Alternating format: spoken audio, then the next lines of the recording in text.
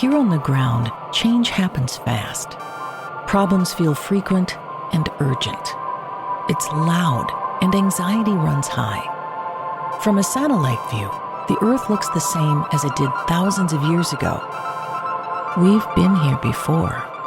Let's learn from our past and shoot for a better future.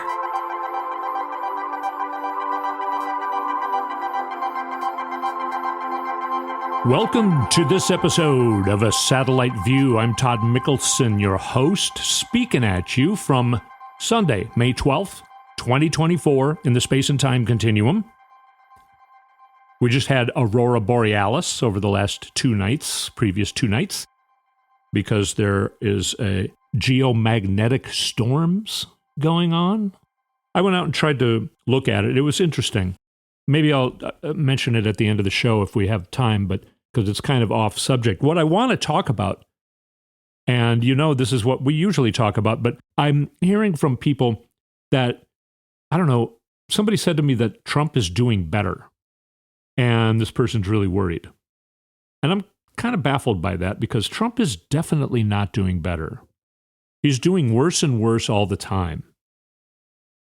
So I'm not sure where this information is coming from. I'm not sure why people are thinking that Trump has a chance of winning. I really don't know. My sources, people are kind of past that. They're more talking about the Senate now. They're kind of, okay, there's no way Trump can win. There are worries that Trump is going to try and get people to get violent when he loses. But they're saying when he loses, not if he loses. And I'm talking about people like Simon Rosenberg, people who have been correct about all these things. And also the evidence from all elections over the last 8 years. 2016, he lost by 3 million votes. He has never won an election. And he lost way worse in 2020. And he's going to lose way worse in 2024. Now, I'm not criticizing you if you're worried about Trump, or if you think Trump's doing better, if you've heard it from places, if the information that you're seeing is making you think that. I don't mean to be critical of you or the way you gather information or the way you're thinking. I kind of think, this is kind of what I do here, is try and gather information that you may not be getting, because the whole line of information is changing. It's much more difficult to get what's really going on. Now, Joe Biden got 81,282,916 votes in 2020, and Trump, the idiot, got 74,223,369. That's a difference of 7,059,547. Joe got 51.3% of the vote. Trump got 46.9% of the vote. That's a 4.4% margin. Some of the new, better sampled, more accurate polling, still not very accurate because it's not including Gen Z and enough people of color. If it did include Gen Z, the margins would be bigger. But some of these more accurate polls that are starting to come out now, they're the more expensive polls, and they weren't doing them a few months ago because that would be useless. So some of these new polls that are coming out are getting more and more valuable. Biden is winning anywhere from 4 to 6 points in at least 2 of these polls. He already won by 4.4% in 2020. I'm starting to see other people say what I have been saying for months. And again, I'm not bragging. I'm not trying to say, see, I told you so, or I'm not trying to say I know it all. I'm trying to get my information from the best possible sources to try and come out in the end to have, some accuracy. Like Simon Rosenberg, he has predicted all these elections. Actually, starting in the 1990s, he's been very successful because he knows how to follow polls. He knows what polls to ignore and what polls are more valuable. He's a guy who's way past whether or not Trump is going to win. He knows Trump is not going to win. We need to, make sure that we keep the Senate and the House as well, which we're going to do. But the Senate is more up in the air than the presidency. So I'm hearing people start to say that they think Biden's going to win by 10 million votes this time. I've been saying that for a long time. I guess I'll say it before they will because they want to be more careful than me. I'll see where they're going months ago and make my prediction and say, you know what? I think Joe Biden's going to win by 10 million votes. Now, some of those people who are usually really, really careful because they don't want to be on record as being wrong are starting to say they think Joe Biden's going to win by 10 million votes. There are a lot of reasons for this. One of them being that Trump, he's not campaigning, but he's talking into microphones. You know, he's losing his mind. Yesterday, he had a quote-unquote rally. He thinks that's campaigning. It's not. He talked about Hannibal Lecter for an extended period of time. Nobody knows why. Hannibal Lecter's a wonderful guy. He's often has a friend for dinner. Hannibal Lecter. Congratulations to Hannibal Lecter. Okay, it's a fictional person from a movie, a fictional character, and what are you congratulating him for? He's losing his mind. He said something about Jimmy Carter, but he called him Jimmy Connors. I think it was something like, Joe Biden's the worst president since Jimmy Connors. I don't know. Isn't that a tennis player? I don't know. I don't know tennis very well, but it sounds familiar to me like that's a tennis player. I'm pretty sure that tennis player, as a matter of fact, I know for a fact, at least in this particular dimension, that Jimmy Connors was never president. You know, when you start a campaign, like say you're the campaign manager, and you've got a candidate who lost an election previously and they're wanting to run again, the first thing you do is you say, okay, what we need to do is we need to make up for those lost votes. Okay, last time you lost by 7 million votes. Okay, ouch. Well, we need to bring up your voters. We need to gain at least half of that so that your opponent loses that half. So we need to make sure that we're taking votes from him so that he loses 350 million and we gain 350 million, and then we're at a working point. So the first thing we need to do is start to gain those 350 million voters. Let's see. How can you do that?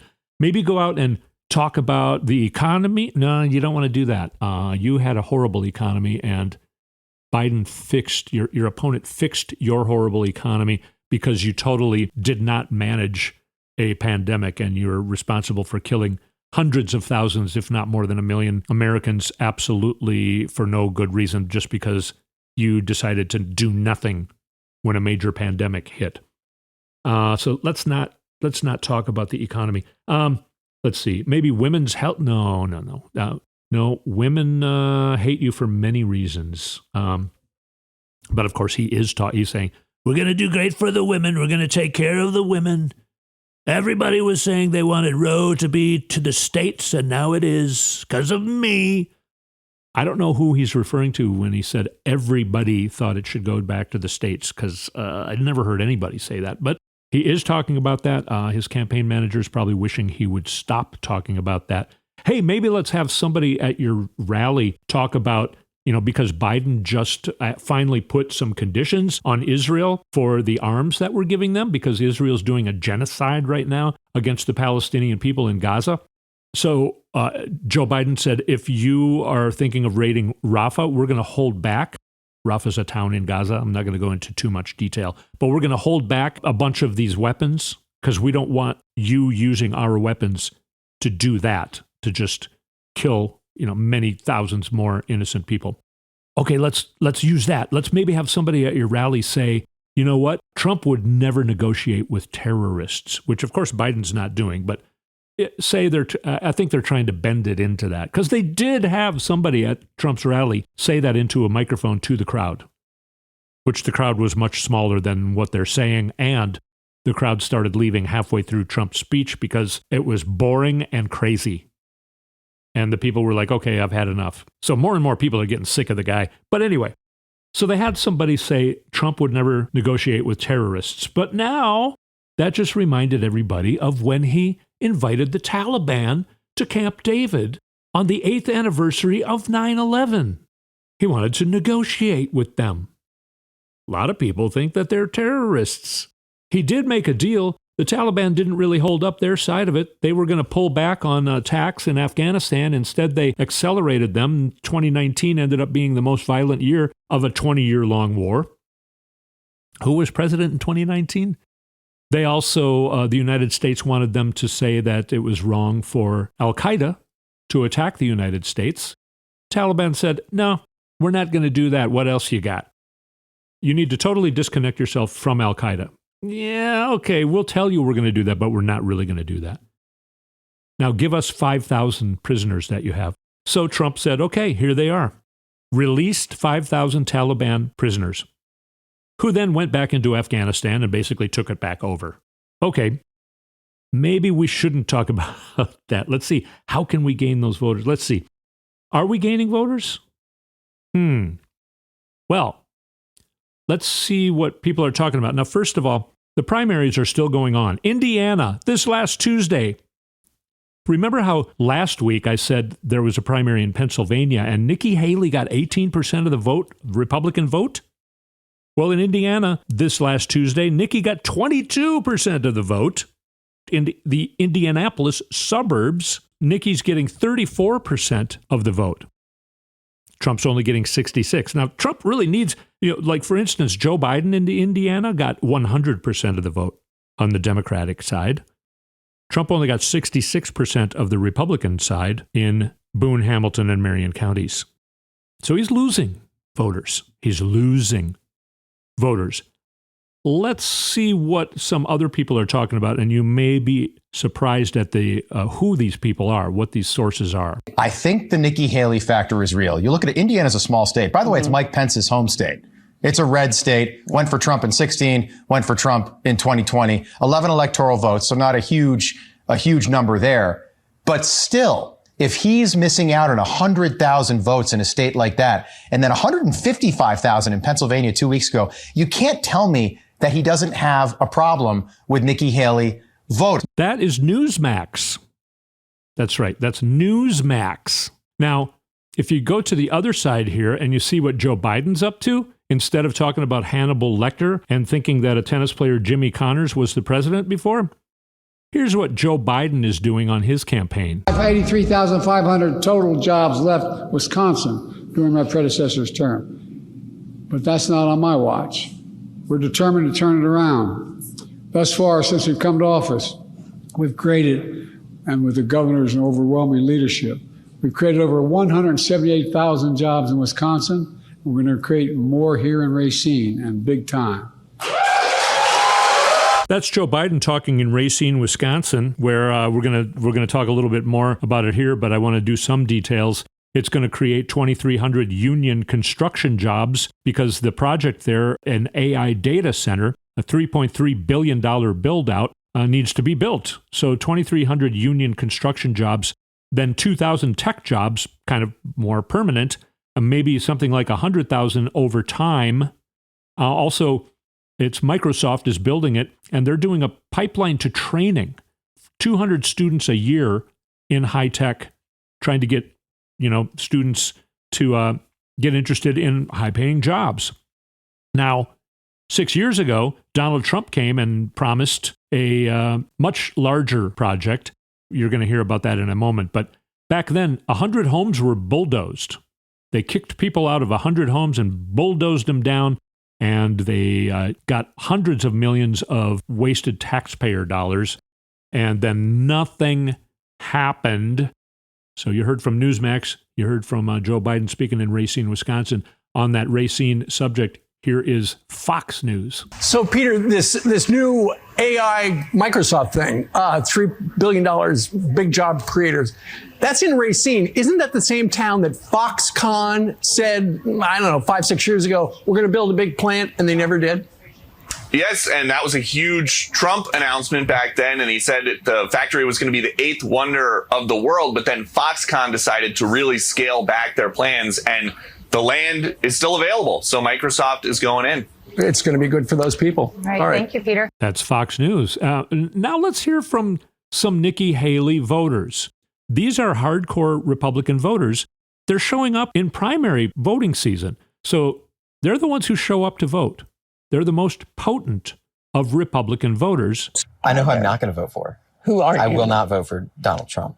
I can't associate myself with the Republican Party under Donald Trump. I agree wholeheartedly. The Trump we're seeing now is a completely different Trump than Trump of 2016 and even 2020. He's running a campaign strictly for revenge. I think he poses a clear threat to our democracy, our institution. So these are Republican voters. See, they're not all MAGAs. These are hardcore Republican voters. They want to be rid of Trump so badly that not only will they not vote for him, but we're going to hear from more. Let's see who they're thinking they're going to vote for. You had voted for Trump in the past, though. Yes. What was it that turned you away? 2016 Trump, 2020 Trump, 2024 Trump are very different people. What's different about 2024 Trump? A lot of people that have worked for him in the past say they won't come back. Obviously, January 6th happened. A lot of indictments have happened. And to be honest with you, I don't know that he wants my vote. Or those of us that supported Nikki Haley has been pretty clear. Anything but Trump. That was your priority. That's my priority. Is that the biggest reason you supported Nikki Haley? Yeah, I'd say. Because of Donald Trump? Yes, yeah. I would vote for Joe Biden over Donald Trump in a heartbeat. I am. What do you do in that event if he is the nominee and he and Joe Biden? What do you do? I vote for Joe Biden. Nikki Haley. I think Donald Trump is a threat to the well-being of our country. She drops out. Would you be disappointed if she endorsed Trump? If she does, I'll vote Democrat. No. That's all there is to it. It's important to me to keep Trump out of office again. Project 2025, I've read it, I've studied it. It's scary, it's frightening. I've lived in a constitutional democracy all my life. I want to remain that way, and I want my grandchildren to grow up in one, not a dictatorship. And I'm curious, over the last two elections, have you voted Trump in the past? Was it something where you voted for him, you trusted him, and you were disappointed? Yes, I voted for him in 2016. I am a registered Republican, and I regretted that vote almost immediately. Those are all Republican voters. So we're going to take a break here. We're over time for that. We're going to take a break, and then we're going to hear from another person that you may be surprised who that person is. So let's take a break and hear from whoever that person is here on A Satellite View. I'm Todd Host, your Mikkelson. I'm Todd Mikkelson, your host, and we will be right back.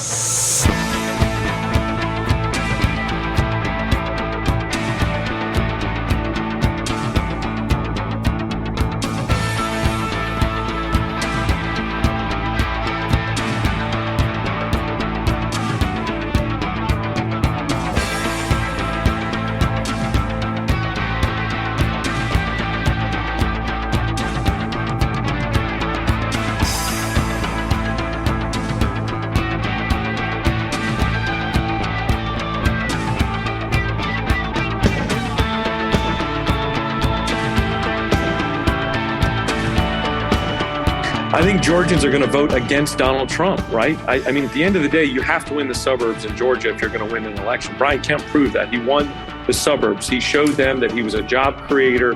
He was an honest human being. He did the right thing when it counted the most. And Donald Trump's not done that. When these court cases play out on TV in the suburbs, specifically women in the suburbs are paying attention to these cases, there's not a single one of them that's going, oh, you know what? I've changed my mind on this Donald Trump guy. He's just a fantastic human being. He's a perfect leader for our country. It's just not happening. And so I think as we get closer and closer to November, this election is going to pull further and further away from Donald Trump. And therefore, Joe Biden will end up walking away with this election. Guess who that is? That is Georgia's GOP ex-lieutenant governor. His name is Jeff Duncan. And that's what he has to say. Now, did you hear me? That's a GOP ex-lieutenant governor of Georgia. Let's hear more from him. I mean, you've called out Mitch McConnell. You've called out New Hampshire Governor Chris Sununu. You've called out Bill Barr for all supporting Trump. Now, they all say, look, it's because of the policy.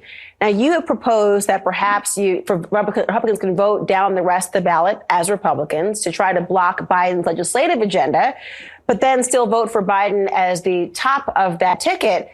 But wouldn't that mean that nothing will really get done in Washington for 4 years if that's the follow? Does anybody think anything's going to get done if Donald Trump's the president? I mean, all he's going to do is go on this vendetta tour around the world. There's nothing that's going to be done. In fact, I would argue there would be more damage done. Look, the play for a conservative like me that cares about the future of this country is to build the necessary majorities in the Congress so that we can have a meaningful checks and balance system if Joe Biden's the president. And look, I've said this in the op-ed. I'm voting for a decent person that I disagree with on policies over a criminal defendant who has no moral compass. And that's not tough to argue, right? Those are proven. He simply wants the position of president to be powerful. And he's willing to lie, cheat, and steal for it. And if we're going to fix this party and go forward, the party that is conservative but not crazy and angry, we've got to do it without Donald Trump. Okay, that is more from Jeff Duncan, the ex-lieutenant governor, Republican from Georgia. We also know that at least 18, I think more than that now, of Trump's former cabinet members will not support him. They have put out statements saying he is unfit to be president or to hold any office. There's a lot more details in what they're saying, too. A lot of them saying he was like the worst person they've ever met, the most incompetent, the most sociopathic, the most, narcissistic. These are all people that have worked with him closely, not to mention the people in the trials that are going on. All of those witnesses in the January 6th investigation, they were all Republicans. They all worked for Trump at some point, most in the White House. This isn't Joe Biden and his fascist followers. No, these are your people. So is he gaining votes? No. He's pushing them away. He's shunning Nikki Haley supporters, telling them they are not allowed to be part of the MAGA little club he's got. He's dwindling on his support constantly. And he's making more and more of a fool of himself. Now, let's move on from Donald Trump himself and let's talk about other factors. Okay? Money. The Republican Party, both nationally and in almost all 50 states, I think probably in all 50 states, don't have any money. Trump is coming to Minnesota to try and do a fundraiser next week when he's supposed to be at Barron's graduation, by the way. He's got plans to come here to Minnesota to do a fundraiser, but he's going to take that money. He always wants some of the money at any fundraiser that he is at. He wants a percentage of the funds he raises, and that takes away from the source that is looking for him to do the fundraising for them. He's siphoning up all of the money. So what are the Republicans trying to do? They're trying to find candidates that can fund their own campaigns. Okay? You know how many dumb idiots become millionaires and billionaires? They stumble into something that most people would never do because of their morals. They stumble into, like a hedge fund company or something like that, and then they just go through the motions and they end up becoming a millionaire or a billionaire, kind of selling their soul. They're an idiot, though. They're not a millionaire or billionaire because they're a good business person or something like that. They don't know things. They don't know things. This is who the Republicans want to be their candidates. This just in, frustrated by the seemingly endless cash flowing to Democrats, Republicans aiming to retake the Senate have rallied around candidates with plenty of their own money. Reading to you from the AP, Associated Press. The goal is to neutralize Democrats' roughly 2-to-1 financial advantage among the few bright spots for a party defending twice as many Senate seats as Republicans this year. Right there. Okay, everyone's worried about the Democrats are fighting for 2 times more Senate seats than the Republicans are, but the Democrats have 2 times more money to work with. In Pennsylvania and Wisconsin, GOP Senate candidates are being pressed on whether they live in the state. In Montana, the party's Senate candidate recently admitted lying about the circumstances of a gunshot wound he sustained. And in Ohio, the Republican contender pitched himself as financially independent, but now may be turning to donors for help repaying loans he made to his campaign.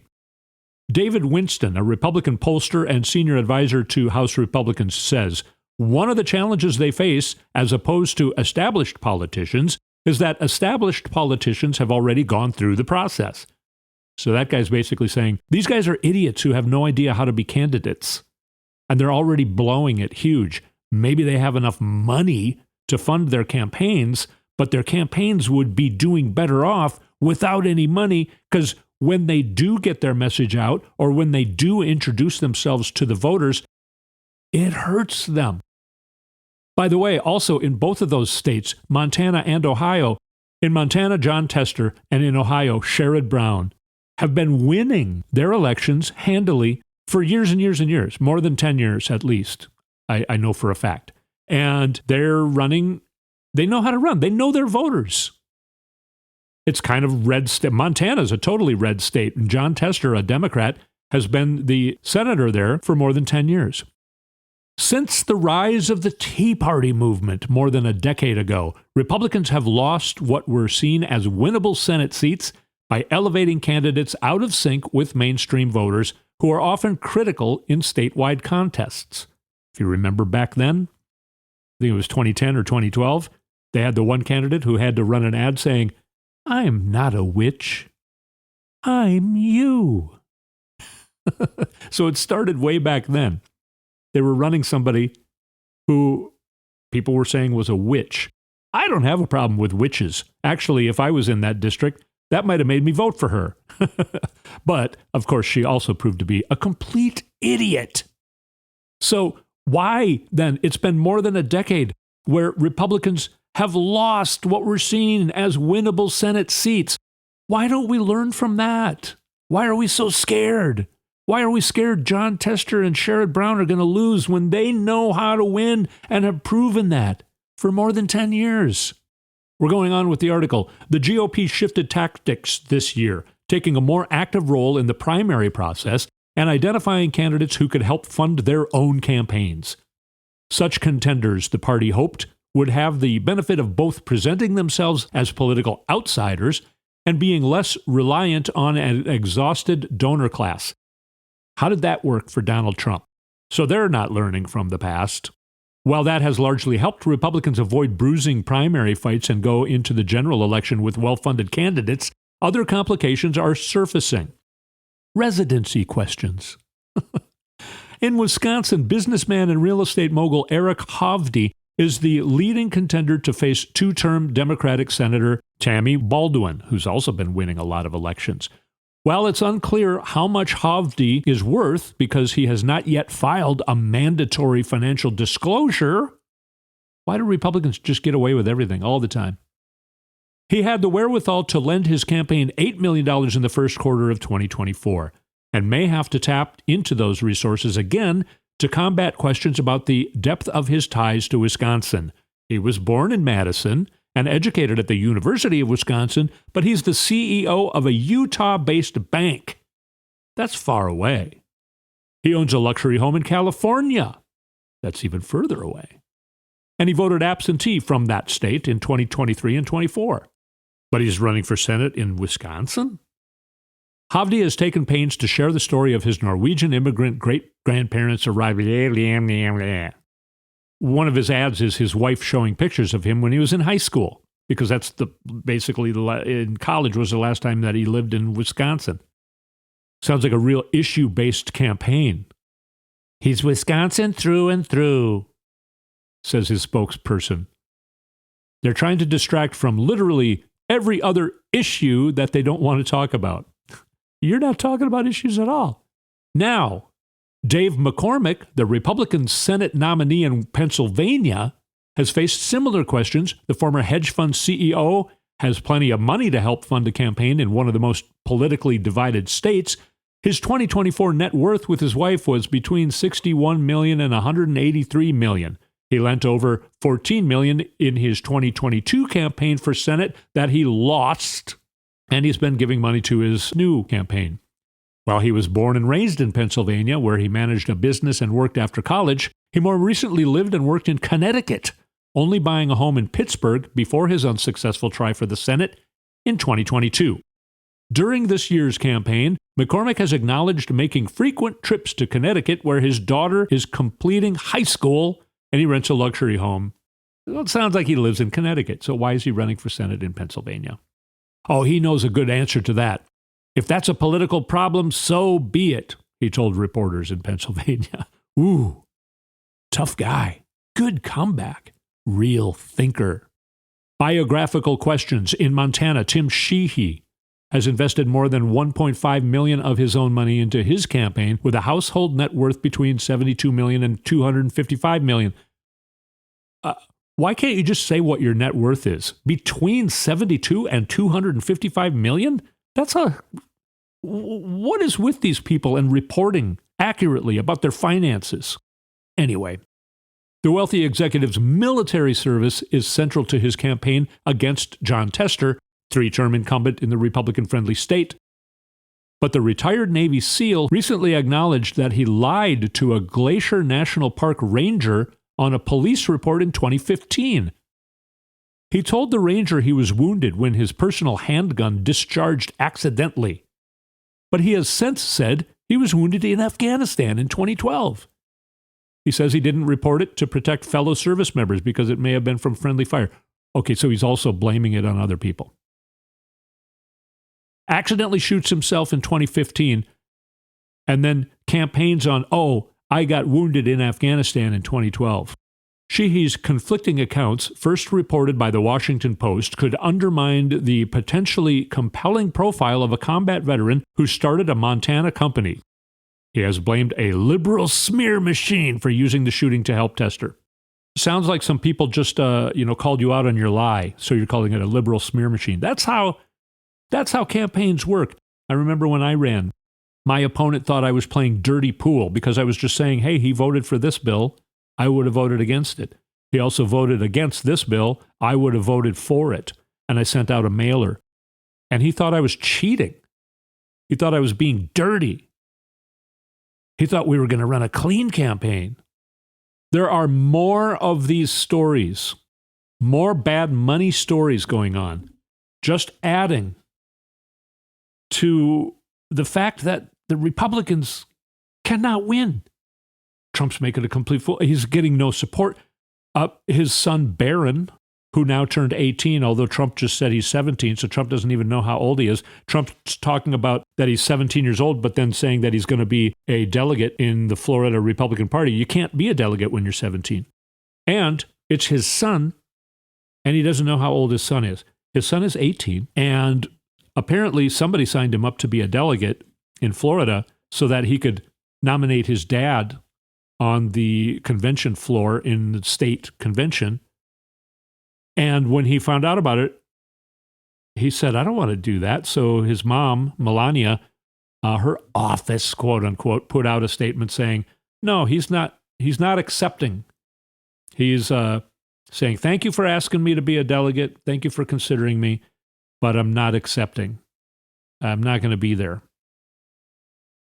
So is Trump going to go to Barron's graduation next Friday, where all of a sudden the judge called his bluff? The judge won't let me go to my son's graduation. The judge says, you know what? Yeah, go to your son's graduation.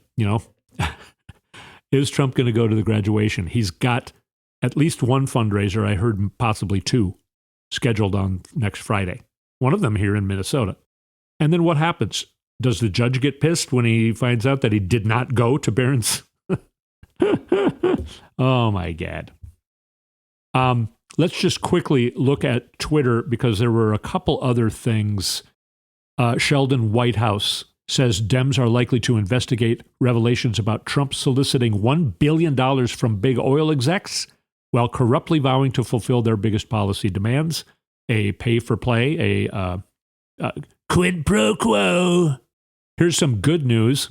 Well, that's good news. I hope it works. The investigation. Nevada Supreme Court unanimously, so the state Supreme Court in Nevada unanimously rules against bogus redistricting ballot initiative. A lot of thanks to Mark Elias and his law group. They've been fighting all of these things. This is not sexy stuff, and you don't hear about it much. But in Nevada, They were trying to do some redistricting ballot initiative that was, of course, going to take away the vote of mostly people of color. It went to the Nevada Supreme Court. They unanimously ruled against that. Also, there's an IRS investigation on Trump. I don't want to go into too much detail because it's kind of mind-numbing, but it has to do with a high-rise building in Chicago that has constantly lost money. He tried to sign it off to another company, and when he did that, for a second time, he took the tax write-off. He repeated 2 times he took a tax break on that building, and it could cost him $100 million. The IRS is being funded much better again under the Biden administration. It's helping Social Security and Medicare because now we're actually collecting taxes from rich liars because we're going in and saying, hey, you're lying about this, pay up, buddy. So the millionaires and billionaires are actually having to pay their taxes. They're still not paying enough taxes. Even if they pay all of their taxes, it's still not enough because you and I pay more of a percentage of our income than they do. They haven't even been paying what they're supposed to pay. So now they are. At least they're paying what they're supposed to pay. At least some of them are. So we're getting more revenues. And it's also causing things like Donald Trump. Now, if this wouldn't be happening, Donald Trump's been dodging this kind of crap for his whole life, while the Republicans have been trying to take all the teeth out of the IRS. Well, Joe Biden is the dentist. We're putting some of those teeth back, and we're getting some of our tax money from you rich bastards like Donald Trump. He might have to pay $100 million in penalties. So that's some good news that if just going down my Twitter feed a little bit here. So yeah, go to my Twitter feed at Todd Mikkelson, ToddMikkelson. Go to my Twitter feed, go to my Instagram. Maybe I'll talk about the Aurora Borealis photos I took that were quite anomalous. I'm not sure what was going on. I'm going to try and find out more about this, but I got some really weird imagery that I haven't seen anyone else get. I haven't seen anyone else talking about it in these last couple of days of everybody posting their Aurora Borealis pictures. I'll probably be talking about that this week. So go to my Instagram, go to my Twitter, at Todd Mikkelson, and look at the good news. Look at the real news. I think that about wraps us up. I hope that helps. Donald Trump is not going to win this election. He's just not. So thank you for coming back. You and I, we're going to get through this year of chaos together. As a matter of fact, we're going to make it fun. We're going to get back to a good place. We're on our way. We're already in a much better place than we were a couple years ago. That's why, another thing, I'm sure the Trump campaign people want him to stop saying, are you better off now than you were 4 years ago? 4 years ago, we were in the beginnings of the most scary part of the pandemic. The economy, unemployment was 13% on this day 4 years ago. It went even higher after that. Under Joe Biden, unemployment has stayed below 4% for the longest period of time in 70 years. And under Donald Trump 4 years ago, it was at 13%. Yes, partially because of a pandemic, but he was not handling the pandemic. We have to include the pandemic and his handling of it in his presidency. He can't just say, well, really, I was only president for 3 years because, no. Anyway, all right. We were supposed to end the show, right? I keep going on and on. Thank you so much for coming. We'll talk to you next week.